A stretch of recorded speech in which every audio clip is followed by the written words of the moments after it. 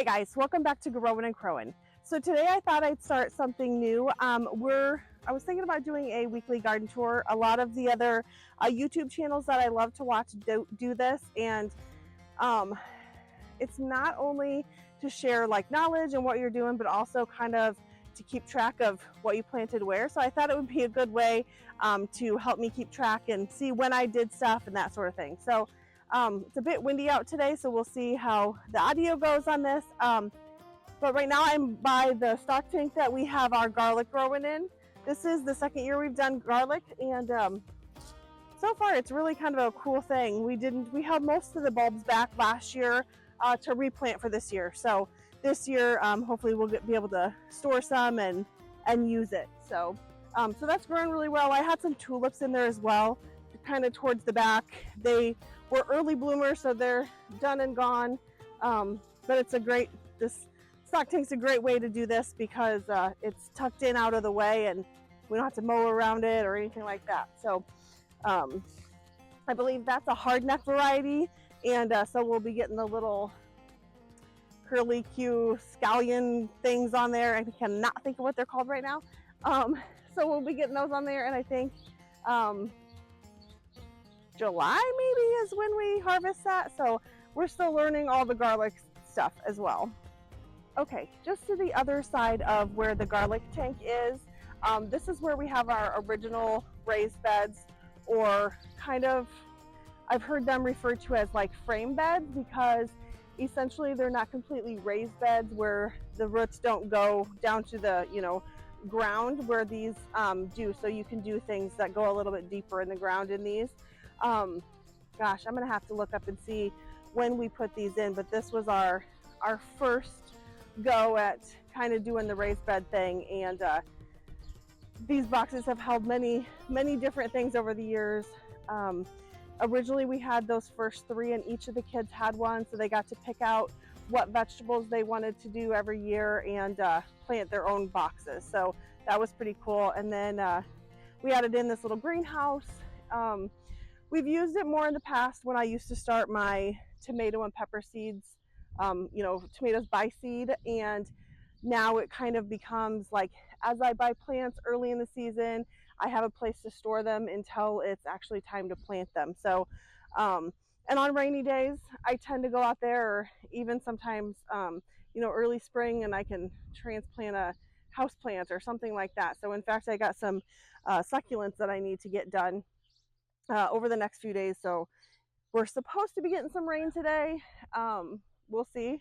So if that happens, I might be able to pop out and get that done as well. So in this first large box, I ended up planting Juneberry strawberries, bearing strawberries.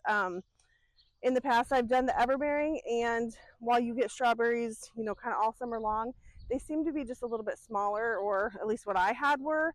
So I thought I'd try the June bearing ones and hope for, a little bit bigger berry, and even if it's just the one picking or one part of the year that we get them. So those won't take hold and probably have berries on them for at least a year or two. So in the meantime, I did go ahead and stick just a couple of cabbage plants in between there. Because as I show you here in a little bit, we do not have our main garden ready yet with dirt. We're still waiting on that to be hauled in and have a lot to do. So I am getting a little anxious on having things in the ground and worrying that I'm going to kind of run out of time, but we'll see. So I did go ahead and do a few things. Our asparagus, we were out of town for a few days, and it started to bolt, and we were able to still pick some, but that's all right. It's going to grow into its pretty ferns and reestablish for next year too. So that's a probably 3 to 4 year old patch. It's taken a while for us to get there, but we do have enough to make a couple meals with it. And I think I showed you in the last video that I got the potatoes planted in this one. We do have some milkweed coming up in this one, and I just don't have the heart to tear it out. So maybe someday this whole box will become just a pollinator garden in itself, as that kind of establishes and takes over, and that's totally okay by me too. So So those are coming up nicely. I have been hilling them and taking care of them that way, adding some dirt in there because it's a little bit tougher with, the garden boxes because I can't just scoop soil from everywhere. So I kind of had to put a little bit extra in and then add it through. Okay, so the center box, which used to be our strawberries, and then they just kind of got taken over by grass and really need to be redone. So when I replanted some fresh ones over there, I totally dug this one up and gave it some fresh soil, and ended up putting in 3 early girl tomato plants this morning. Again, if we don't happen to be able to get some tomatoes in our main garden, at least I have 3 plants that are getting going. You can see the white flags here on the end. I planted some sunflowers there just for a little backdrop later this fall. And I've got a couple rows, because I had some extras, I got a couple rows in between these tomato cages of onions bulbs. So we'll just pluck those onion bulbs out as we need them in the kitchen, and once the tomato plants, get big, we'll probably have those done and harvested and out of the way. So that won't be a big deal to kind of shove those in there and get them in the ground in the meantime. And again, I had a different video the other day about the rhubarb patch, but it is looking good. We did send some home with a few people the other day, so that kind of thinned it out a little bit, so that was great. One last thing, and mainly just for my notes, there's little flags here you'll see, and that's how I kind of mark if I plant seeds there, but I did stick 2 little areas of sunflowers in there. They'll look really pretty with the asparagus ferns here in a little while. And then as well at the end of this one, there's some zinnias. So I always mark them with a flag because I am notorious for coming back through and forgetting that I planted something there and totally dig it up and replant it with something else. So flags it is. Okay, so as you can see behind me, we still have a lot to do on our new garden layout. I did a video earlier this year. We had found some old hog feeders, and we're going to turn them into some raised garden beds. So I will link to that video as well, so you can see kind of our process with that. And we're waiting for some black dirt to be hauled in from the trucking company. It's just been wet, so rather than him selling us mud, he's kind of going to flip it and turn it and wait till it's dry, which is super awesome and nice of him. I'm just so anxious to get the garden in because, well, we're past Mother's Day now, and we have a lot to do. So I did get, this past weekend, we got a lot of hanging baskets done and a lot of things like that around the yard that just kind of makes it look nice and pretties it up and that sort of thing. The one thing, these 2 metal bins down here, I had tulips in, and they were gorgeous when they were in bloom, and I loved them. It was a great way to plant them in the fall and then have them come up. I've not done tulips enough to have enough experience to know, what do I do with them now? Do I dig them up out of here because I'd really like to put some zinnia seeds in here? Do I stick them in the freezer and store them, or not the freezer but the fridge, or store them in a basement and then replant them in the fall? Do I replant them somewhere now? What do I do with them? So if anybody knows any insight on how to, kind of best deal with those tulip bulbs, please let me know in the comments. So one thing I've done to save a little bit of money in the past few years is, so I bought these hanging baskets and these particular cone ones for our oldest son's graduation party 3 years ago. And then each year I've just been buying the plants to replace and fill them. So it's a lot cheaper to do that than buy the whole thing brand new every year. We did a couple different spots as far as buy-in plants. We did a couple local spots. We did a local FFA. And basically I've been bringing plants home a lot to the point where, well, we're not sure where we're going to go with all of them. I've got pepper plants coming out my ears right now, and I might not put them all on the ground, but we'll ding dong ditch the neighbors with some pepper plants or something like that. So that's one way to kind of save money with those hanging baskets, if you just save the pots and make your own the following year. So this is the main garden, and drive me nuts that we have so much weeds and that kind of thing coming up. But for now, it is what it is. We gotta, again, wait for that dirt. And once we do, we'll set some of these front ones up, get to that back, and we'll fill them with some maybe compost or something from the sheep shed and some logs, and then top it off with that good black dirt. So I was able to get this center one done this weekend, and I think once this is established, it's going to be nice. I'm going to like it. But right now I'm really like, did we make the best decision? Should we just take these out and till it up like we normally do and plant in our regular garden? But for now, I'm trying to be patient, so we're going to give this a shot.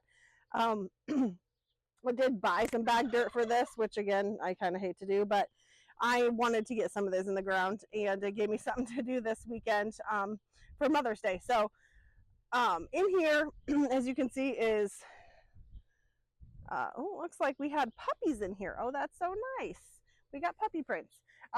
They tore up a couple of the onions, but around the center rim is, we got little onion bulbs in there, and then I did peppers. So we have green peppers as well as banana peppers, jalapenos, and I think there's a couple of habaneros in there as well. And then I just filled in with some marigolds and a couple other little flowers that I had picked up at the FFA sale. So it looks like I need to make a little walkthrough and fix anything. The dogs had fun walking around in a circle, it looks like. Hopefully it wasn't a raccoon, it was a puppy, but looks like puppy prints to me. We'll get that fencing back up too once we have all this done, and that'll help keep them out of here, the little turds. So I kind of have a game plan of what I'm doing in the rest of these. You know, I have it sketched out, but we'll see. Again, we'll see once we get it done, and then kind of what we have left to plant. And the plan with between them is the black tarp or ground covering, and then mulch. So that's going to be a huge process, I believe, getting all that in here and done. But again, once it's here for a few years, I do think we're going to love it. It's just getting there and trying to be patient with that. Another thing, I found these two cool white chairs on Facebook Marketplace for free, and they were just a couple miles away, so I went and picked those up. They're not in most perfect shape, but who cares? They were free. And so once I have this done, they're going to sit out here so I can drink my coffee and stare at all the weeds that need to be pulled, probably. So I was super excited about those. I thought they were cute.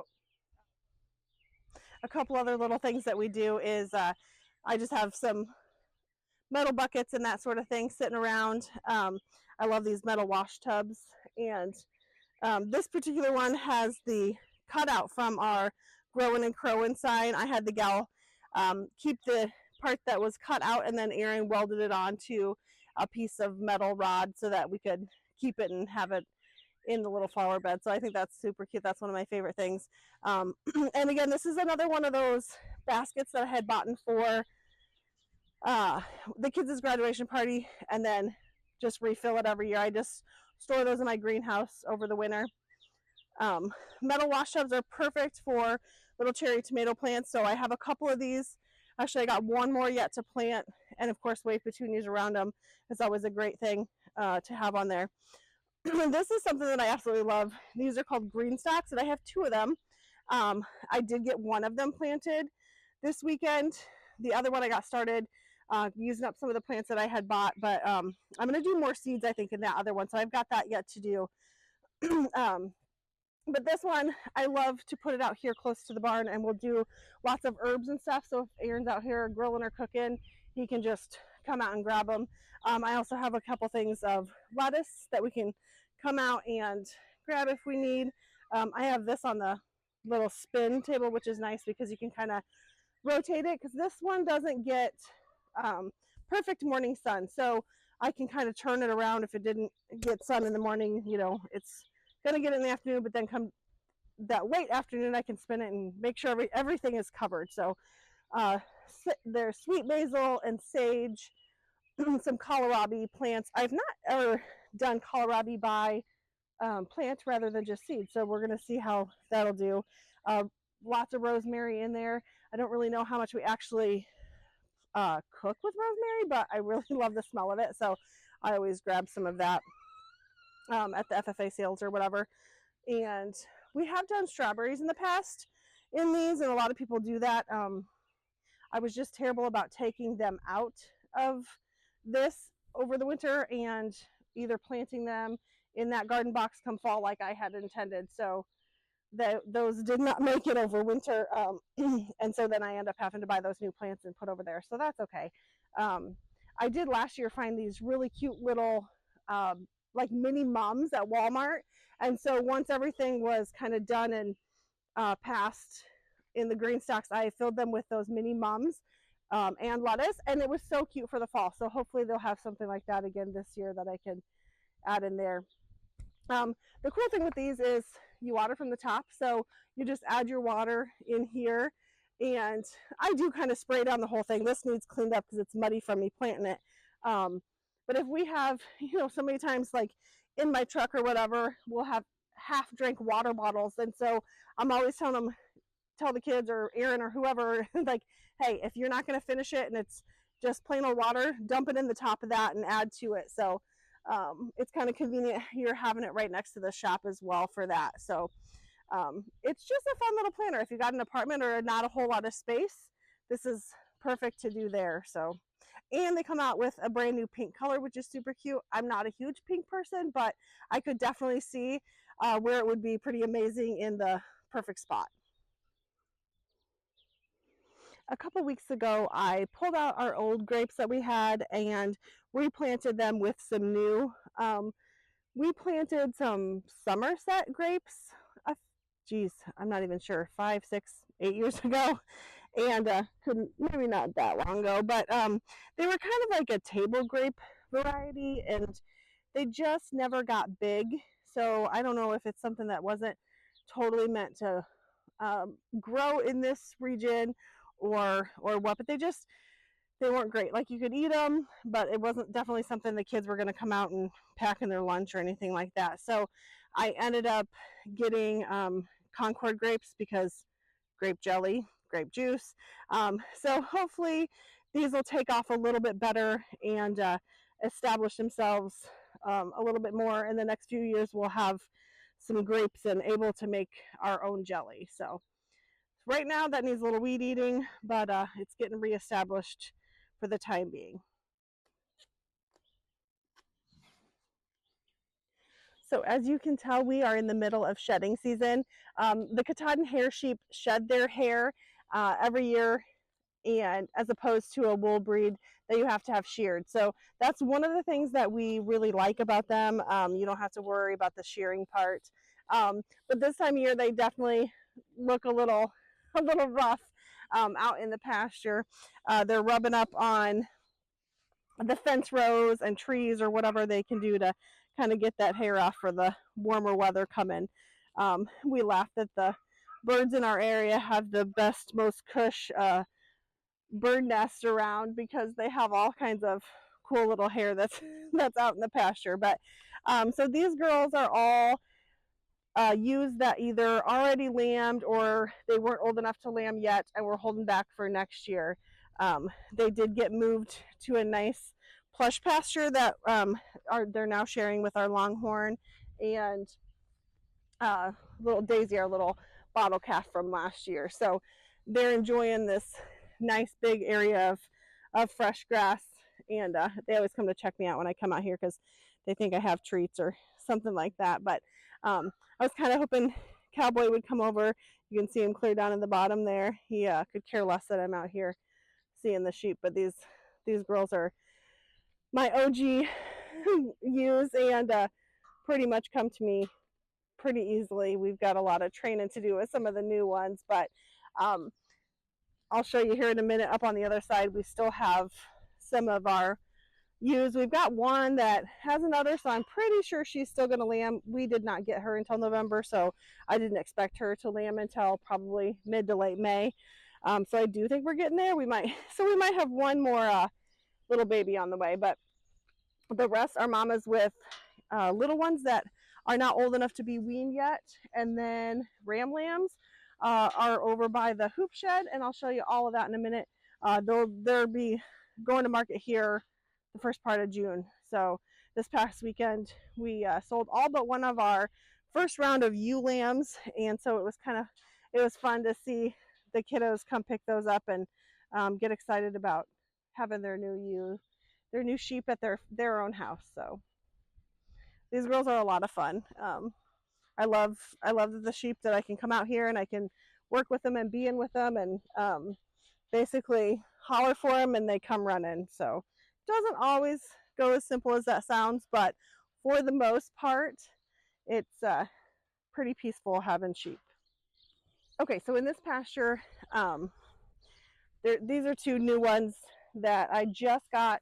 They're a little skittish, so still got to work them over to the ewe lambs, or the ewes that I just showed you. But for now, I'm just kind of letting them calm down. The big one was actually born here, and I traded her with my brother-in-law for another lamb in the past, and then he decided he was gonna get rid of her. She's got Dorper in her, so she doesn't shed out the best, but I said, sure, we'll take her back and we'll give her a try. So we call her Betty because she's black, so Black Betty. And then this other little ewe lamb as well. These two white mamas are ones that had lambs just a little late, so those little guys are just not ready to be weaned yet. So this one's Dahlia. She's the one that I didn't buy until November, and so she wasn't with our ram and wasn't with a ram at her old place.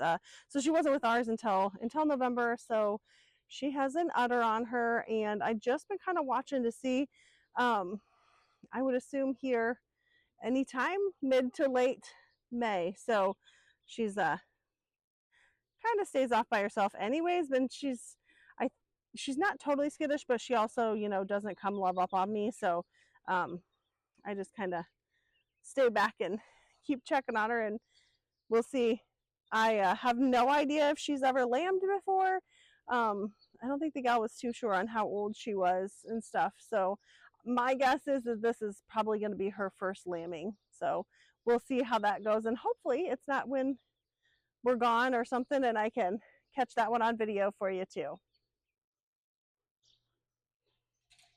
Okay, so I guess this kind of turned into more of a whole farm tour as opposed to just a garden tour, but until we have a little bit more of the garden established, I guess we'll fill you in and on all the little sheep, and then we'll be getting rid of or selling these to market here not too long. So that's our last little ewe lamb that we had left from the first bunch, and then 3 other lambs, and we got to get them tagged yet, so I'm not quite sure if boys or girls from here, but those will be the next ones to go through and be tagged in CD&T shots. So in the hoop shed, I have all the ram lambs set up in here so that they can be in by themselves and have a creep feed. These are the ones that'll go to market in June, so they don't love when I come in there, but they have their own little area, can get out of the weather, and I am absolutely happy that we have this hoop shed. It might be small and simple, but it's a huge improvement from where we were at a year ago. So I'm excited about that and happy with how it ended up for working for us this year. Okay, so I thought since I had to run back to the CRP to do a few things anyways, I would show you a quick look at our wild blackberry patch. There are just a ton of blooms this year, so hopefully that means it'll be a really good harvest. Blackberries are the ones that have the seeds, so they're good, but we really prefer the black raspberries, and every once in a while we do get some of those that come up as well, and those are kind of just, oh man, they don't even hardly make it to the freezer, if at all, because we're eating them so fast. But the blackberries, we'll put them on ice cream, and they're good for jam, but my family just doesn't love the seeds, so I think it would be a good jelly if you take the time and take all the seeds out and do that sort of thing. But man, we it looks like we're hopefully going to have a nice abundance of them this year. And in between here, there is elderberry starting. So you can see those here. That's something that there's little buds there, that I did not get to. I have elderberries in the freezer and I did not get any elderberry jam made yet. So that might be hopefully coming up soon if I have a chance to do that. But I just pulled down here to do something else and thought, man, I got to get a shot of those beautiful flowers while they're all here. And there's a few bees buzzing around, but not a ton. It's supposed to rain today, like I said earlier, and so we're getting pretty close to that rain time. Macy ran all the way back here and is winded. Shortly after that, I got a phone call saying that the trucking company was bringing our load of black dirt. I'm so excited to have it and can't wait to get those raised garden beds started. Of course, it did start raining shortly after that, so we did get it tarped and just kind of waiting on a few dry days where we can roll it, turn it, and get it in there and get the rest of the garden planted.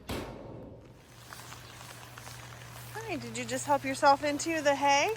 How'd you get out, huh?